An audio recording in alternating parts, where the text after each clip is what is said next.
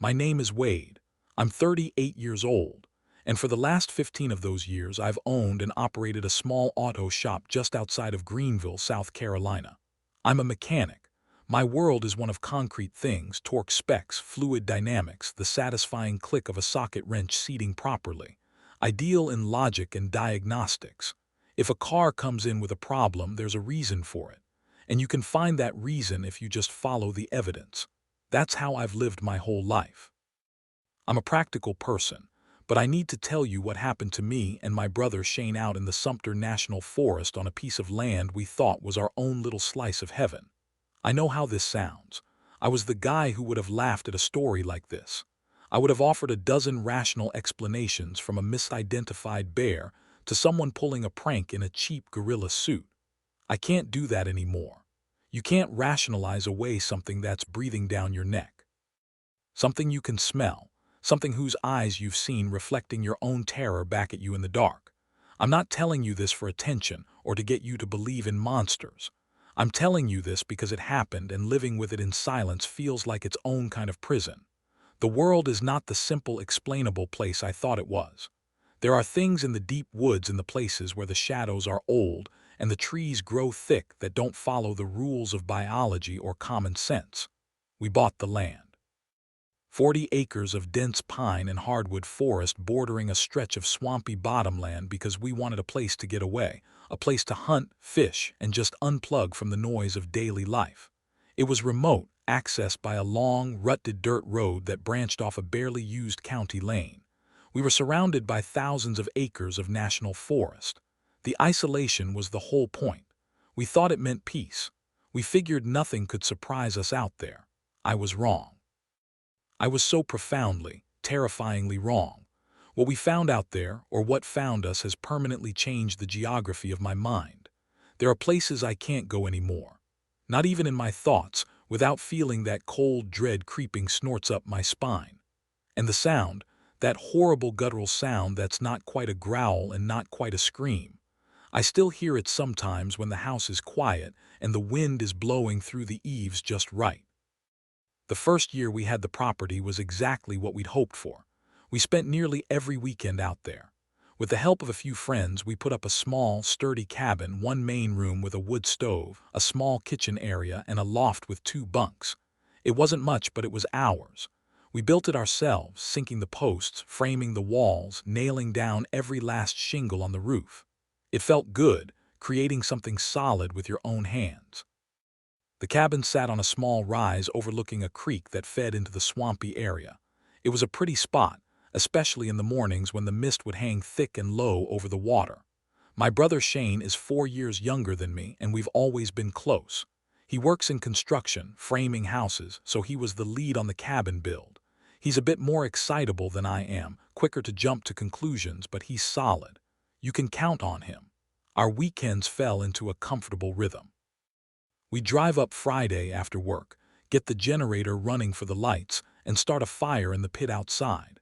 Saturday was for work and play. We cut a network of trails through the property with a chainsaw and a brush hog attachment for our ATV, a big Polaris 4-wheeler that could handle the rough terrain. We put up deer stands in promising spots, set out trail cameras to see what was moving around. The cameras mostly caught what you'd expect: deer, raccoons, the occasional bobcat, and a whole lot of squirrels.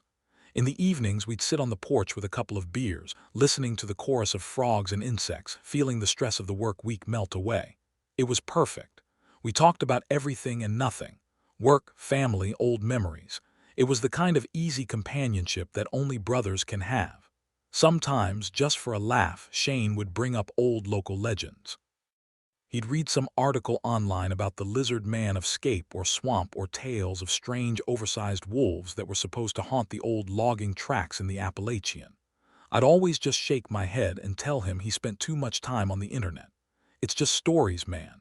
I'd say people see a bear walking on its hind legs for a second and their imagination fills in the rest. He'd laugh and agree, but I could tell a part of him enjoyed the mystery of it. I never gave it a second thought. To me, the woods were just woods.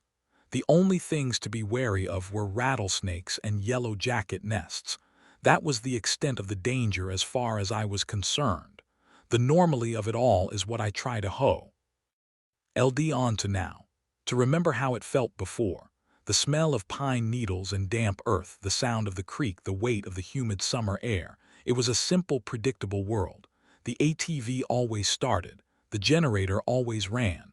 The laws of physics were always in effect. I thought I knew what to expect from the world. I thought I knew the difference between what was real and what was just a story told around a campfire. The shift was subtle at first. So subtle that for weeks we didn't even register it as a pattern. It was just a series of small, disconnected oddities. The kind of things you notice, shrug off, snorts, and forget about a minute later. It started in the late fall of our second year on the property. We were out checking a trail on the eastern edge of our land where it sloped down into the swamp. We found a doe, or what was left of one. It had been killed recently, maybe within the last day. That wasn't unusual. Coyotes and bobcats were common, but this was different. The carcass was torn apart with a violence that was hard to comprehend. One of its hind legs had been ripped clean from the socket. The rib cage was shattered, splintered like someone had taken a sledgehammer to it. We'd seen coyote kills before. They're messy, but it's a death by 1,000 bites. This was different. This was brute force. Damn, Shane said, nudging a piece of the rib cage with his boot. What the hell did this, a bear? I walked around the clearing looking at the ground. Maybe, I said, though I wasn't convinced, but there's no bear sign, no scat, no big tracks in the soft dirt here. The ground was scuffed up, but there were no clear prints. I tried to convince myself a big black bear had done it, maybe a particularly aggressive one. It was the only box I could fit it into. We left it and tried not to think about it. A week or two later, we found the first tracks. We were down by the creek bed where the mud was soft and thick. They were huge.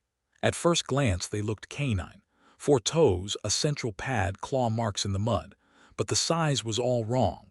They were easily twice as big as the largest dog track I'd ever seen. I wear a size 11 boot, and these prints were longer than my boot was wide. That's got to be that stray dog the old guy down the road was talking about, Shane said, crouching down for a closer look. Some kind of wolf hybrid somebody dumped out here. I nodded, wanting to believe it. Has to be, I said. But as I looked closer, something else felt wrong. The stride. The prints were spaced incredibly far apart, farther than any 4-legged animal should be able to manage in a normal walk and in a few of the deeper prints. There was a faint impression behind the main pad, almost like a heel. I pointed it out to Shane. Look at this. It's like it's walking on its back feet sometimes. He squinted at it. Nah, that's just where the mud slid when it pulled its paw out. I told myself he was right. I tried to convince myself it was just a big dog, a Great Dane, or a Mastiff mix someone had let run wild. But a quiet, cold part of my brain wasn't buying it. A few days after that, the woods started to feel different. We were sitting on the porch as dusk settled, and I realized something was missing.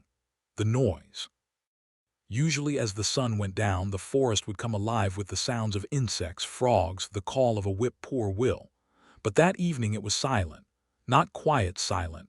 It was a heavy, oppressive silence that felt unnatural.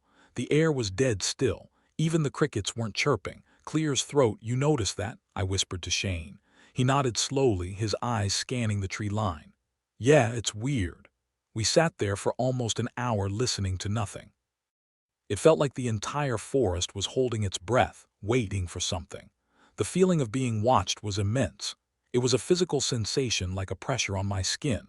I tried to dismiss it as my mind playing tricks on me, spooked by the dead deer and the weird tracks, but I couldn't shake it.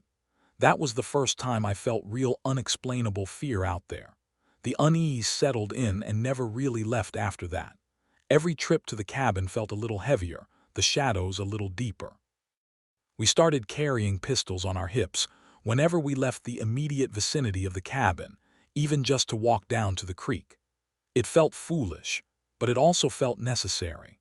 The real turning point, the moment this went from a collection of weird occurrences to something actively hostile, was with one of our trail cameras. We had one mounted on a thick oak tree overlooking a game trail about 4 miles from the cabin. We went to check the SD card one Saturday morning and the camera was gone. Not just the camera, the entire housing. The heavy-duty strap that held it to the tree had been snapped. The tree itself was scarred. There were deep gouges in the bark starting about 4 ft up and going all the way to where the camera had been around 7 ft high. The marks were thick parallel scratches like something had rat its claws down the trunk. "A bear," Shane said immediately, his voice tight. "A bear climbed the tree and tore it down." I ran my fingers over the gouges. They were deep, splintering the thick bark. "Maybe," I said, "but why? What bear is interested in a trail camera? They usually just ignore them or give them a curious sniff." We searched the area for 20 minutes, circling the tree, pushing through the underbrush. We found the camera about 30 ft away. It looked like it had been thrown. The plastic casing was shattered. We found the back plate, the battery cover, but the SD card itself was gone. The most disturbing part was the metal mounting bracket. It was a solid piece of steel, and it was bent into a U shape, as if it had been crushed in a vise. I picked it up, feeling the weight of it in my hand. No bear I'd ever heard of had the dexterity or the focus strength to do that. A bear might bite it or claw it, but this was different. This was deliberate destruction.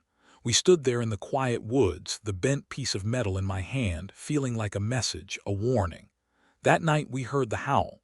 We were inside the cabin playing a game of cards by the light of a propane lantern. It was just after midnight. The sound started low, a deep, resonant growl that seemed to make the floorboards vibrate. Then it rose in pitch and volume, becoming a full-throated howl that echoed through the trees. It was a sound I'll never forget. It wasn't the yipping howl of a coyote pack. It wasn't the long, mournful cry of a wolf. This was something else. It was filled with a chilling, guttural rage. It was long, sustained, and it ended in a sort of choked-off scream. It was close, way too close. Shane and I looked at each other, the cards forgotten in our hands. The blood had drained from his face. "What in God's name was that?" he whispered. I didn't have an answer. I grabbed the 12-gauge shotgun we kept in the cabin and stood by the door listening. My heart was hammering against my ribs. I tried to rationalize it. A sick animal. A cougar, maybe, even though they're not supposed to be in this part of the state. Any explanation was better than the one my gut was screaming at me. We heard nothing else for the rest of the night, but neither of us slept. We just sat there in the dark, listening to the silence that followed, which was somehow even more terrifying than the howl itself. My internal monologue was a frantic loop of denial. I told myself there was a logical explanation for everything. A bear did the deer. A big dog made the tracks. A faulty camera mount broke. A sick animal made the sound. Each piece could be explained away on its own, but stacked on top of each other, they were building a story I didn't want to read. The next time we went out about a month later, we were on high alert. We talked about selling the place, but we had too much time and money invested. And a part of me, the stubborn, practical part, refused to be scared away from my own property by things I couldn't explain. I figured we'd take some precautions, be more aware, and the strangeness would eventually fade away or reveal itself to be something mundane. I figured we'd find a poacher's camp or a big mangy dog and the mystery would be solved. That trip, however, is when the last of my rationalizations were stripped away. We arrived on a Friday afternoon. The air was cool and damp. As soon as we stepped out of the truck, I noticed it, a smell. It was faint but unmistakable. A thick, musky odor like a wet dog mixed with something else. Something rotten like old meat left in the sun. It was deeply unpleasant. "You smell that?" I asked Shane. He sniffed the air, his face wrinkling in disgust. "Yeah, smells like something died." We figured a deer or a hog had died somewhere nearby, and the wind was carrying the stench. We unloaded our gear and got the cabin opened up, but the smell lingered. It seemed to come and go, fading and then returning stronger, as if whatever was making it was moving around. Later that evening, we were sitting on the porch, nursing a couple of beers and trying to relax. The sun had set and the woods were sinking into that deep twilight blue. The smell was still there, a faint, foul undertone to the normal scent of the forest. Suddenly, the feeling of being watched returned tenfold. It was a wave of pure menace that washed over us. The hair on my arms and the back of my neck stood straight up. At the same instant, the temperature plummeted. It had been a mild evening, maybe 60 degrees, but all at once it felt like it had dropped to 40. I could see my breath misting in the air in front of me. "Did you feel that?" Shane's voice was a strained whisper. "It's freezing." We both stood up, scanning the dark treant at the edge of the clearing. The porch light cast a weak yellow circle, but beyond it was just an impenetrable wall of black. The woods were dead silent again. No frogs, no cry. Seacats, nothing. It felt like we were in a vacuum. I knew with a certainty that went deeper than thought that we were not alone. Something was out there just beyond the light watching us. It was big and it was hostile. We backed into the cabin and I bolted the heavy wooden door. We didn't speak. We just moved around the small space, checking the window latches, making sure the shotgun was loaded. My hands were shaking slightly as I chambered around. I tried to tell myself it was just a weather inversion, a weird clear's throat atmospheric effect, but I didn't believe it. Shane didn't either. His face was pale in the lantern light. "Wade," he said, his voice barely audible, "I think we need to leave." I wanted to agree with him. Every instinct in my body was screaming at me to get in the truck and drive away and never come back. But there was that stubborn part of me again. "We can't just run," I said, trying to sound braver than I felt. "This is our place. We'll leave in the morning in the daylight." It was a compromise, but it felt like a foolish one. We were willingly spending the night in a box, knowing that something terrible was circling outside. The night was endless.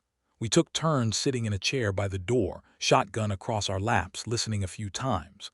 We heard what sounded like a heavy footstep just outside, a soft thump in the dirt, but it was so faint we couldn't be sure if it was real or just our frayed nerves. The feeling of being watched never left. It was like a malevolent intelligence was focused entirely on our little wooden cabin, testing its resolve, waiting. The decision was made.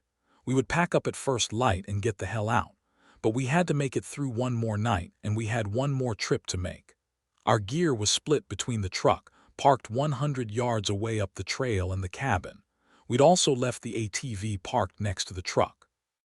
The plan was to wait for full daylight, load what we could onto our backs, and make one quick trip to the truck. It seemed simple enough. As dawn approached, the oppressive feeling began to lift, as if the rising sun was burning it away. The woods slowly came back to life with the chirps of early birds. It was a profound relief. We felt like we could breathe again. Clear's throat, we moved quickly, packing our bags, cleaning up the cabin. We didn't talk much. The fear of the night had been replaced by a grim, focused urgency. The sun was fully up when we were ready.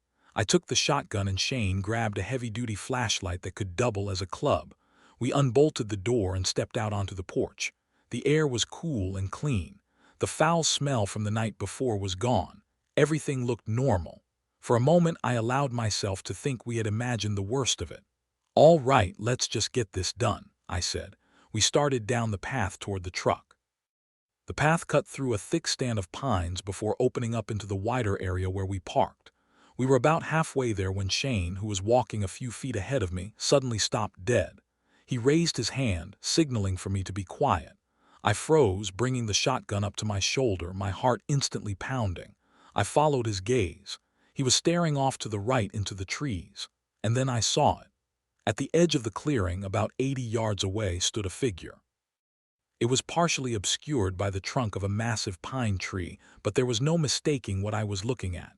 It was tall, impossibly so, easily over 7 ft. It was covered in dark matted fur that looked black or dark brown in the morning light. It was standing on 2 legs, perfectly still like a statue. Its build was massive, broad, powerful shoulders and a thick torso. One of its long arms was resting against the tree trunk. The hand, if you could call it that, had long, dark claws that dug into the bark. But the head, that was the worst part. It was the head of a wolf or a huge dog, a long snout, pointed ears standing alert on top of its head. It was turned slightly toward us. And even from that distance I felt like it was staring right at me. It wasn't a bear. It wasn't a man in a suit. It was something else. Something that shouldn't exist. We stood there paralyzed for what felt like an eternity, but was probably only 10 seconds. My mind was struggling to process the image, trying to fit it into any known category and failing completely. "This can't be real," I told myself over and over. "I'm seeing things." Then it moved.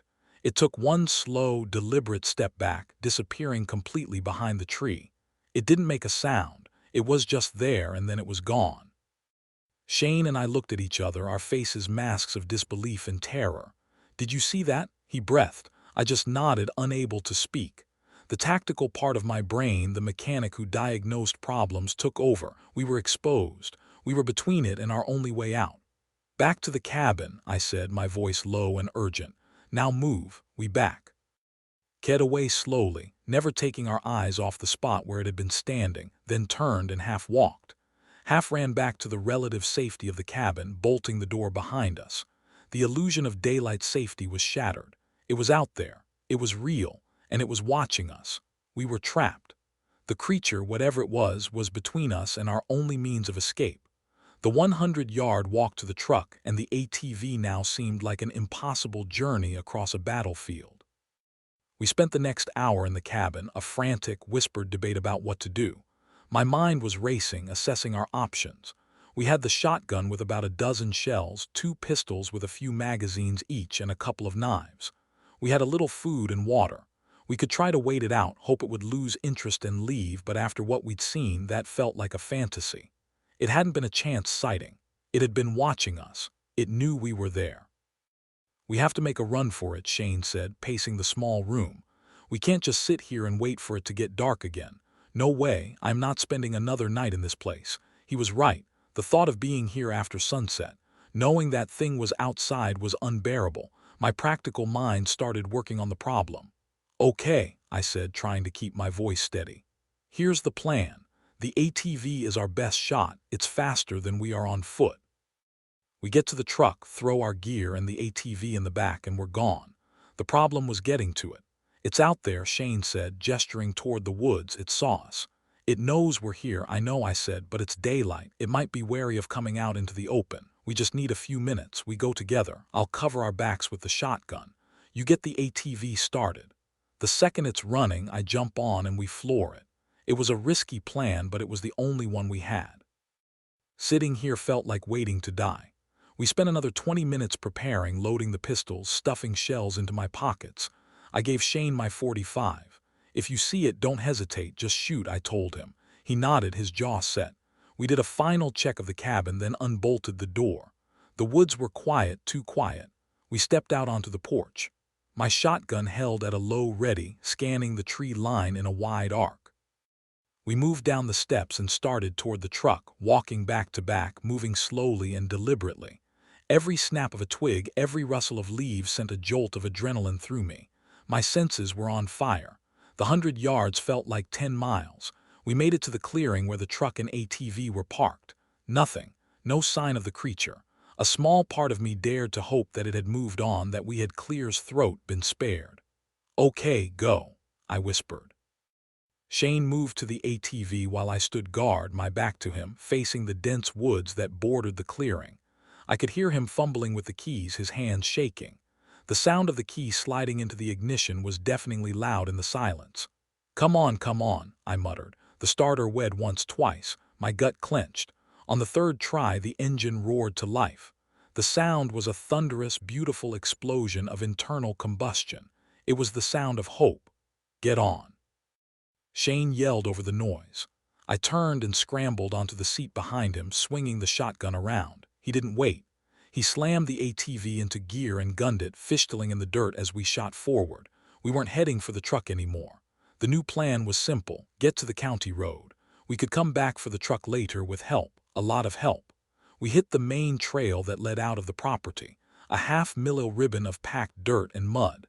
That was our only way out.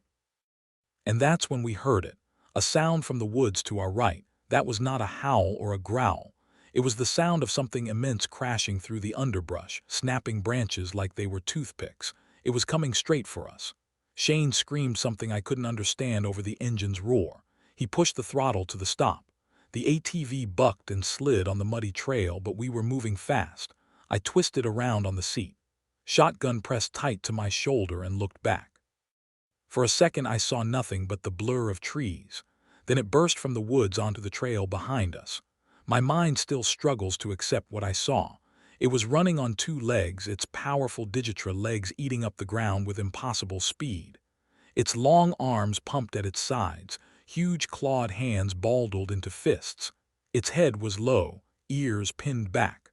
The long snout pointed right at us. The fur on its body was a dark, greasy-looking brindle, and its muscles bunched and coiled under the skin with every stride. It was a perfect nightmare predator, a hellish fusion of man and wolf, and it was maybe 50 yards behind us and closing the gap with terrifying speed. "It's coming," I yelled, my voice cracking. "Go fast." It's all it's got," Shane screamed back. The ATV was topped out, the engine screaming in protest. The thing behind us let out a guttural roar, a sound of pure predatory fury that cut through the engine noise and chilled me to the bone. It was gaining on us. I could see its eyes now burning with a hateful amber intelligence. Its mouth was open, lips pulled back in a snarl, revealing a row of thick yellow fangs. Saliva flew from its jaws as it ran. It dropped to all fours. The transition was horrifyingly fluid. It didn't stumble or fall. It just folded into itself, its arms becoming front legs, and its speed increased dramatically. Now it was a low, dark shape, a monstrous wolf galloping down the trail, its claws digging into the dirt, flinging mud behind it. 40 yards, 30. I raised the shotgun, my hands slick with sweat. The bouncing of the ATV made aiming nearly impossible. I tried to lead it, to anticipate its movement. I told myself to wait, to let it get closer, to make the shot count. 20 yards, I could smell it now. That same foul carrying and wet fur stench, thick and gagging. I could hear its ragged, panting breaths. I fired. The 12-gauge buckshot roared and the recoil slammed into my shoulder. I saw the dirt kick up just to the left of its head. I missed. I worked the pump action, the shuck-shuck of the mechanism, a desperate mechanical prayer. It didn't even flinch. It just kept coming, its focus absolute. It was 10 yards away now, a looming mountain of muscle and fur. I could see the individual hairs on its snout, the madness in its eyes. It was preparing to leap. I fired again. This time I hit it. The shot caught it high on its left shoulder. It yelped, a sharp canine sound of pain and rage, and stumbled, its front leg buckling. But it didn't go down. It didn't even slow for more than a second. It recovered its stride and came on, fueled by an impossible adrenaline. It was right behind us, so close I could have reached out and touched it. Its head was level with the back of the ATV. It lunged, its jaws snapping shut inches from my leg. I kicked out instinctively, my boot connecting with the side of its snout. The impact was like kicking a concrete block. The blow seemed to enrage it further. It swerved to the right, running alongside us, its massive body level with the ATV. I was trying to cycle the shotgun again, but my arms were shaking so badly I could barely hold on. Shane was yelling, weaving the ATV from side to side, trying to throw it off. The creature lowered its shoulder and slammed into our side. The impact was immense. The ATV tilted violently, the two right side wheels lifting off the ground. For a terrifying second, I thought we were going to flip. Shane wrestled with the handlebars, his knuckles white, and managed to bring it back down with a jarring crash. The thing was still there, running beside us, its glowing eyes fixed on me. It raised its right arm, the one with the huge dark claws, and swiped at me. I threw myself forward, pressing my face into Shane's back. I felt a searing pain across my shoulder as the claws rad across my jacket and into the flesh beneath. I screamed, but the claws also caught the rear fender of the ATV. There was a sound of tearing plastic, and the creature was thrown off balance. It stumbled, rolling head over heels in a chaotic tangle of limbs and fur before sliding to a stop in the middle of the trail. That was our chance. Shane didn't need to be told. He straightened out our path and pushed the ATV for all it was worth. I risked a look back. The creature was already getting to its feet. It stood on two legs again, looking after us. It wasn't running anymore. It just stood there watching us go, its chest heaving. One of its shoulders was dark and wet with blood, but it seemed otherwise unharmed. We hit the end of the trail and burst out onto the gravel of the county road. We didn't slow down. We fishtailed onto the pavement and just kept going, flying down the empty two-lane road. We drove for at least a mile before Shane finally slowed the ATV to a stop. The engine idled, ticking and popping from the heat. The only other sound was our own ragged, gasping breaths. We were alive. We were out. We sat there for a long time in the middle of the empty road, the morning sun feeling impossibly bright and safe. Neither of us spoke. There were no words in for what had just happened. My shoulder was on fire. I reached back and my hand came away covered in blood. The claws had torn through my jacket, my shirt, and left 4 deep gashes in my skin. Finally, Shane turned to me, his face ashen, his eyes wide with shock. "What was that, Wade?" he asked, his voice a whisper. "What in the hell was that?" I just shook my head. I didn't have an answer then, and I don't have one now. I only know that it was real. We had survived a close encounter with the impossible. We left the ATV on the side of the road, got in the truck, and drove. We drove straight to the nearest emergency room to get my shoulder stitched up. I told them I'd had an accident with some old farm equipment. It was a flimsy lie, but nobody questioned it. The entire drive home, we were mostly silent, lost in our own private replays of the horror, the image of it running behind us, the sight of its eyes, the sound of its roar. It was all seared into my brain. The world I had known just a few days before, the logical, mechanical world, had been utterly and completely demolished. The aftermath is a story in itself. It's not as dramatic as the chase, but in many ways it's the part that never ends. We never went back to the property, not once. The following Monday, I called a local real estate agent and told him to sell it. He asked why we were selling so soon after building the cabin. I told him we had a family issue and needed the money. He listed it for what we paid, but it sat on the market for months. We ended up selling it at a significant loss to a timber company that just wanted it for the land. They probably bulldozed the cabin. I hope they did. I couldn't stand the thought of someone else staying there, named sleeping in that loft, oblivious to what haunted those woods. I took the ATV to my shop and looked it over. There were 4 deep and parallel gouges in the plastic of the rear fender. Right where it had swiped at me, the plastic was curled back where the claws had dug in. I stared at that physical evidence for a long time. It was proof. It was real. I couldn't fix it. I didn't want to. A week later, I sold the ATV for cheap to a kid who just wanted it for parts. I couldn't look at it anymore without my heart starting to race. For months, I couldn't sleep through the night. I'd wake up in a cold sweat, the sound of that guttural roar echoing in my ears. The image of those amber eyes burned onto the back of my eyelids. I became jumpy, irritable. Every strange noise in the night sent a jolt of fear through me. I installed a state-of-the-art security system at my house with cameras and motion sensor floodlights. My wife thought I was being paranoid. I couldn't tell her the truth. How could I?